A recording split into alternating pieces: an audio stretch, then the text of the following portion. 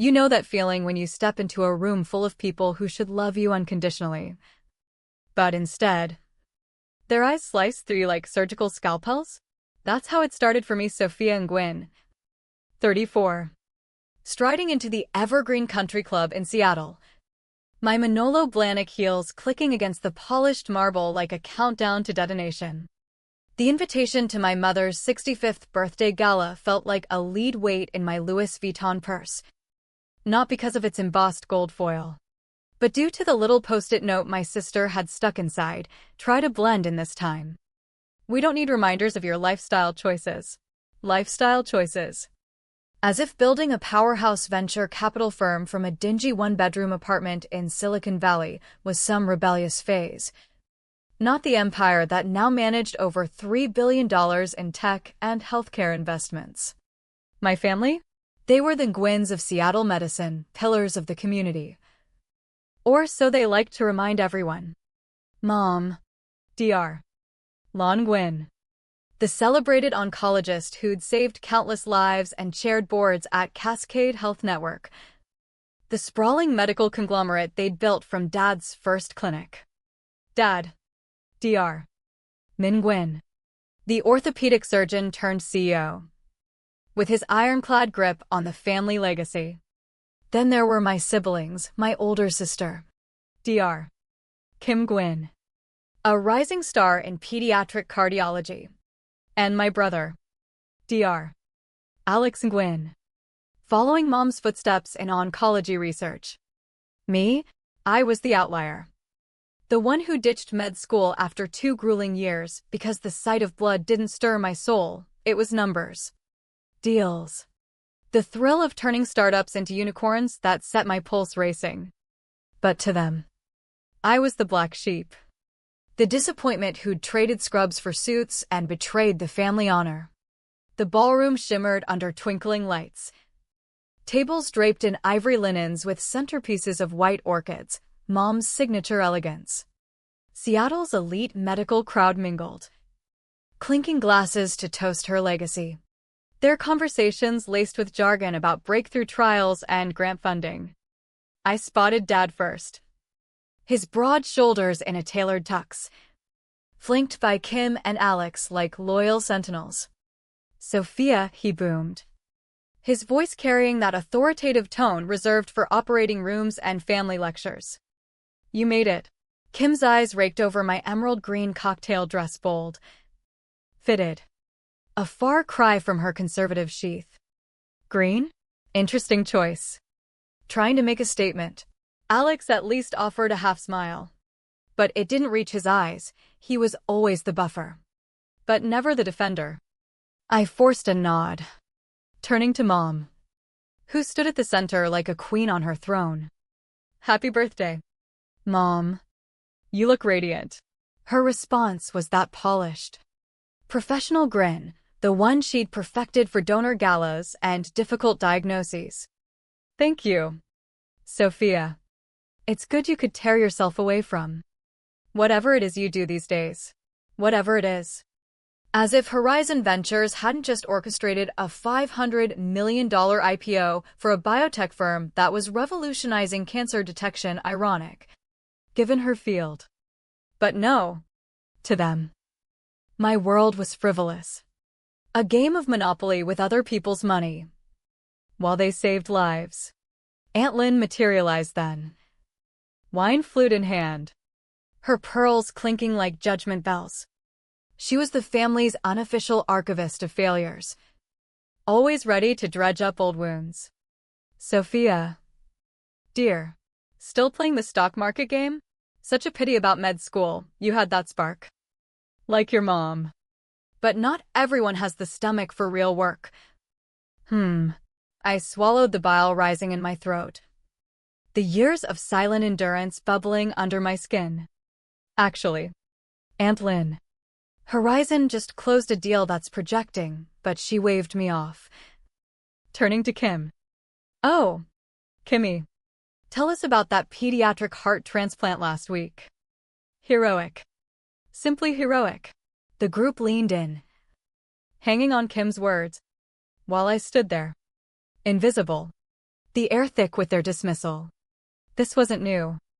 Every reunion, every holiday, it was the same script: praise for the doctors, pity for the dropout. I'd built Horizon from scratch, bootstrapping through sleepless nights, rejection emails, and investor skepticism, turning it into a force that funded innovations my family could only dream of implementing. Yet, to them, I was the cautionary tale, the one who'd shamed the Gwyn name by choosing Wall Street over wards. I'd kept quiet for years, absorbing the barbs like a sponge, telling myself family bonds were unbreakable. But sponges have limits. They soak up pain until they overflow. And tonight, as I checked my phone under the table, a text from my COO. Elena. Lit up the screen. All systems go. Docs finalized. Press wired. Your call. My thumb hovered over the reply. Heart pounding. Hold for my signal. The toasts began. A parade of adulation. Dad spoke of Mom's unwavering dedication to medicine, how she'd inspired generations, including Kim and Alex. Of course, Alex shared a tear-jerking anecdote about shadowing her in the OR. Kim gushed about breaking glass ceilings in a man's world, crediting Mom's guidance. Then Aunt Lynn stood, her voice slurring just enough to betray the third glass of Chardonnay. Talon, who raised a dynasty of healers. Well, mostly. Some paths diverge, don't they, Sophia? But we never lost hope you'd find your way back to something meaningful. Laughter rippled through the room. Sharp as shards. Kim smirked into her napkin. Alex shifted uncomfortably, but said nothing. Mom? She just smiled. That impenetrable facade. Not a word in my defense. The betrayal stung deeper than ever, their silence louder than any insult. My phone buzzed again, Wall Street Journal ready to drop. NYT on deck. Delay? I glanced around at their smug faces. The decades of quiet erosion on my self-worth crystallizing into resolve. These people, bound by blood, had chipped away at me until I was raw, forcing me to prove my value in shadows. No more. Proceed, I typed. Bring the package. As the laughter faded, I rose, dress whispering against my legs like a secret ally. Actually, Aunt Lynn, I have a toast of my own. Dad's eyes narrowed. Sophia, this is your mother's night. Oh, trust me, I said. Voice steady despite the storm inside. She'll want to hear this.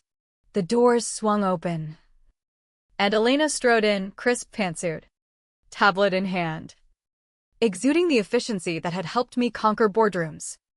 Murmurs spread as she approached, handing me a sleek folder. MS. Gwyn. The acquisition is sealed. Cascade Health Network is now under Horizon Ventures' control.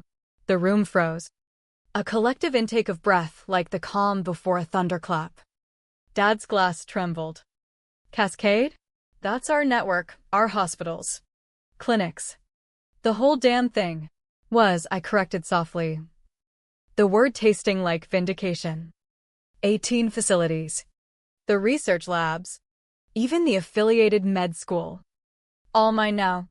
For $5.2 billion. Kim's flute shattered on the floor. Champagne pooling like spilled secrets. This is insane. The board wouldn't. They did, I interjected, channeling the cold precision of countless negotiations. When the offer included a 40% boost in innovation grants and ironclad staff protections, they jumped. Elena began circulating press kits to the gaping guests, many of them Cascade board members or donors. Phones pinged with alerts. Horizon Ventures acquires Cascade Health in record deal. Tech investor Sophia Gwyn takes helm of family medical legacy. The chaos erupted, whispers turning to outbursts, faces paling as reality sank in. But this wasn't just business, it was the culmination of buried hurts. The payback for every sidelong glance. Every "what a shame" muttered at gatherings. I'd planned it meticulously. Not out of spite, but from the deep well of pain they'd dug in me. Years of therapy sessions replaying their rejections. Nights staring at ceilings wondering why my successes never measured up. Now, as Dad snatched a kit, his hands unsteady for the first time I could remember, I felt the shift, the power inverting like a scalpel turned inward. Page 4, I suggested calmly. The transaction details. Unanimous board approval this morning. All eyes darted to Uncle Bao, Aunt Lynn's husband and board treasurer, who suddenly found his cufflinks fascinating. Bao? Aunt Lynn shrieked. You knew. He mumbled about generous terms and pension safeguards, but the damage was done. Elena pulled up her tablet. Dr. Alex and Gwen, reassigned to our remote research outpost in rural Montana. Cutting-edge work on frontier medicine. Alex blanched. Montana? That's exile. Think of it as broadening horizons, I said, echoing the phrase Mom had used when I left med school. Mom always preached giving back to the underserved. Kim lunged forward. And me? You can't just, Elena continued. Unflinching. Dr. Kim Gwynn, heading community outreach in Spokane's satellite clinics. Kim's face crumpled. Spokane? My grants. My team will be audited, I finished. Due diligence uncovered some creative data in your publications. The ethics board gets the report tomorrow. The room hushed again, the air heavy with unspoken accusations. I'd uncovered it all, the nepotism inflating salaries, the padded research budgets funneled to family projects, the hiring biases that kept outsiders at bay. Not for drama, but because their betrayal had taught me to document everything. To turn pain into proof. This is vengeance, Mom whispered, her voice cracking for the first time. Eyes meeting mine with a mix of horror and recognition. The woman who'd raised me to endure in silence now faced her own mirror. Because we pushed you toward medicine? Because we wanted better for you. I held her gaze, the years of unspoken resentment spilling out. No. Because you made me feel like nothing without it. You silenced my achievements, betrayed my trust in family. This is consequence. Elena distributed audit summaries. Board members scrambling for phones. Lawyers on speed dial. The birthday cake sat untouched. Candles like wilted accusations. As pre-market trading buzzed, Cascade shares spiking 32% on modernization news, Mom pleaded. You can't dismantle us like this. But I could. And I did. Because their quiet dismissals had forged the steel in me. The PR team arrived. Photographers in tow. Family photo? I suggested sweetly. Herding them together, their stiff poses captured for eternity. Faces etched with the price of their choices. Flashes popped as I raised my glass. To legacies and rebuilding them stronger. The clicks immortalized the moment their empire cracked. My silent suffering exploding into undeniable power. The fallout unfolded like a slow-bleeding wound. Kim resigned after a week in Spokane. Her reputation tainted by the ethics probe, she slunk to a modest clinic in Oregon. Whispering to friends about family sabotage, Alex's Montana post dissolved amid certification scrutiny. He took sabbatical, but whispers of revoked privileges followed. Uncle Bao retired abruptly. Their lakeside home sold amid SEC whispers of insider irregularities. Dad rallied allies. But influence crumbles against rising stocks and glowing reviews. Cascade's rankings climbed. Efficiency soared. All under my helm. A month later. In my new corner office, Dad's old domain. Stripped of family portraits, Mom appeared. Diminished in jeans and a sweater. Your father's consulting in Boston now. We're relocating. I nodded. I'd approved his exit. Was the humiliation worth it? She asked. Voice laced with regret's edge. I leaned back, showing her the surging metrics.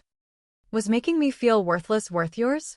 Silence stretched, thick with unspoken apologies. The network's thriving, she admitted finally.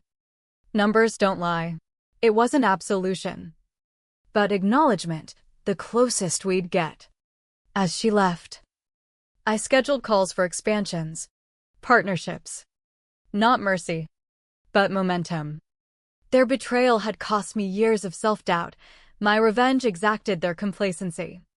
In the end, the greatest toll wasn't the empire's fall, but realizing family bonds, once shattered, rebuild on fragile ground, if at all. And as Seattle's rain pattered against my windows, I savored the quiet victory, not in their ruin, but in my rise, born from the ashes of their silence.